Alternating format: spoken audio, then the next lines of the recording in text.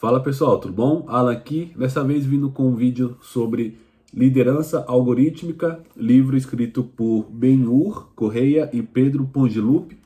Ele é um livro que vai falar um pouco sobre liderança na era da inteligência artificial. Eu achei um livro muito interessante mesmo, principalmente talvez a primeira metade dele, os primeiros, não sei, 40, 50, 60%, que eles vão, né? Aliás, os autores vão falar muito sobre a liderança corporativa.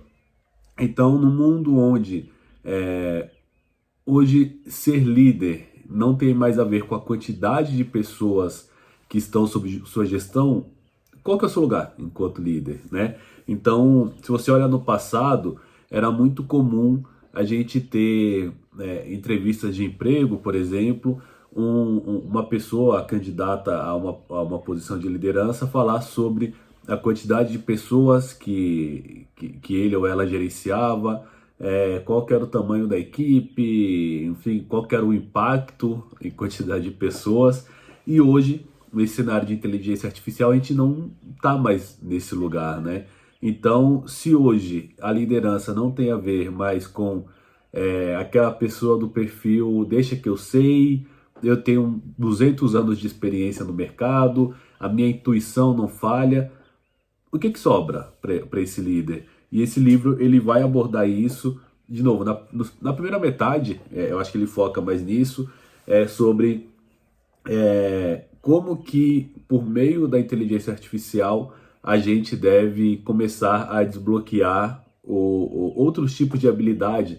Então, habilidades mais de inspiração, habilidades empáticas também, e coisas que sejam mais humanas, de fato, né? E eu acho que a ideia da inteligência artificial, principalmente no mundo corporativo, é como que eu faço para que a IA faça o que é robótico, repetitivo, e como que eu faço com que o humano seja mais humano, né?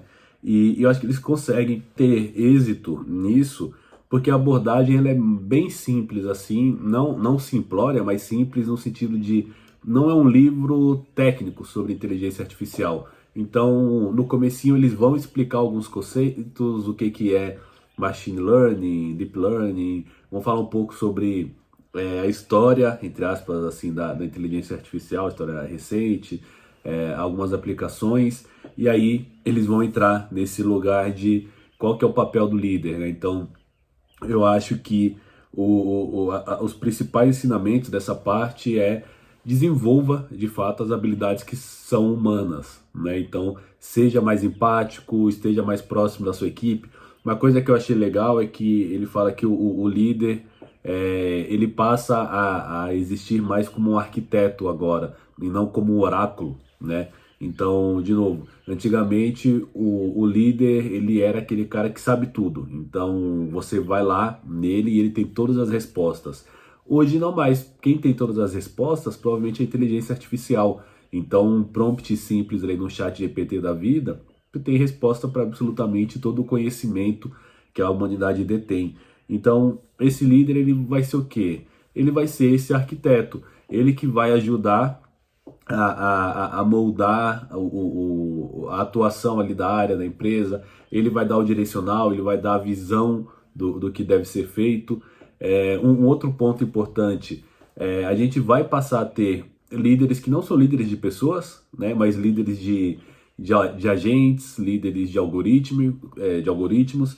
Então, de novo, qual que é, desculpa, qual que é o local, né, o lugar dessas pessoas? Então, eu acho, mais uma vez, que ambos os autores aqui eles são super bem sucedidos nesse lugar de trazer essa reflexão de qual que é o lugar dessa nova liderança, tá? No segundo momento, eles vão começar a falar sobre ética, e aí também é um outro bloco que eu acho muito interessante também, que é quais são os guarda-reios, como que a ética ela tem que estar envolvida tanto na criação das soluções de IA quanto na aplicação delas. Então, eles usam um conceito aqui de ética pelo design ou no design. Então, no design dessas soluções, dessas inteligências artificiais, é importante que haja uma discussão acerca da ética. Então, o que é essa inteligência artificial, esse conceito, essa solução, ela vai fazer? Então, como que ela vai fazer? Como que ela vai tratar as informações às quais ela tem acesso? E isso é uma discussão importantíssima mesmo e que eu acho que desloca um pouco essa caixa da criação da tecnologia de, pô, isso aqui é coisa de engenheiro ou cientista de dados e leva para um lugar de, pô, isso aqui é da companhia, isso aqui é da sociedade. Então, como que eu garanto a governança? Como que eu evito vieses? Eles trazem um exemplo da Amazon. A Amazon, um tempo atrás, uns anos atrás, tentou usar uma IA para fazer triagem de currículos, né, para vagas internas. E aconteceu que eles descobriram que a IA estava enviesada. Então eles treinaram esse modelo com o histórico antigo da Amazon, só que no histórico da Amazon só havia contratação de homens, né? As contratações majoritariamente eram de homens. Então, se a IA, né, a solução já aprendeu que o perfil desejado pela Amazon é um perfil masculino, ela não vai contratar mulheres. E aí identificou-se que, por exemplo, quando a IA ela via que no currículo ali, no resumo da candidata, havia algo que indicasse que ela era mulher, por exemplo, campeã de uma competição feminina ou algo relacionado a mulheres, ele automaticamente desconsiderava esse currículo. Então eles pegaram e desativaram essa solução. E qual que é o problema? O problema é que na construção dessa solução, desse algoritmo, desse modelo, não houve uma preocupação com ética, não houve uma governança que tentasse evitar vieses e coisas do tipo, e aí eles criaram um problema. Um outro exemplo é sobre a aplicação na área da saúde. Então, eles dão um exemplo do Einstein aqui, mas no geral, por exemplo, hoje, para exames de imagem, talvez a inteligência artificial ela seja uma pedida muito boa, né? Você dá agilidade para o exame como um todo e para os laudos, né? Para a emissão dos laudos, só que pensando em ética, preocupação e validação, ter governança de tudo, pô, a IA vai fazer a leitura, só que precisa ter um humano ali junto para fazer a validação. Então não a discussão não é, pô, como que eu terceirizo a responsabilidade para a inteligência artificial, mas pô, como que eu melhoro a minha entrega, como que eu agilizo isso, de novo, usando o exemplo da saúde. Quanto mais cedo você descobrir um câncer, por exemplo, ou numa fase inicial, ou uma suspeita, maior é a chance do paciente, né, de ter uma sobrevida, ou de sobreviver, ou de se curar de fato do câncer. Então, pô, a tecnologia consegue fazer uma leitura mais rápida, vai cruzar as bases e emitir um laudo muito mais rápido e talvez com mais acurácia do que um ser humano teria. E aí a gente vem com o ser humano para fazer uma validação disso e a partir da indicação da IA, então a IA não toma nenhuma decisão a partir da indicação, o médico vai entender ali qual que é o melhor tratamento, como que fazer esse acompanhamento, porque no fim do dia é o médico que tem as conversas com o paciente, é o médico que acompanha esse paciente, e tem coisas que são intangíveis que a IA não vai alcançar. Então, eu achei muito interessante esses dois exemplos, e aí eles longamente discutem essa parte de ética, de como comitês já existem, empresas, há posições de liderança e de C-level, inclusive, que focam exclusivamente nesse local de desenho das éticas, da governança, da inteligência artificial.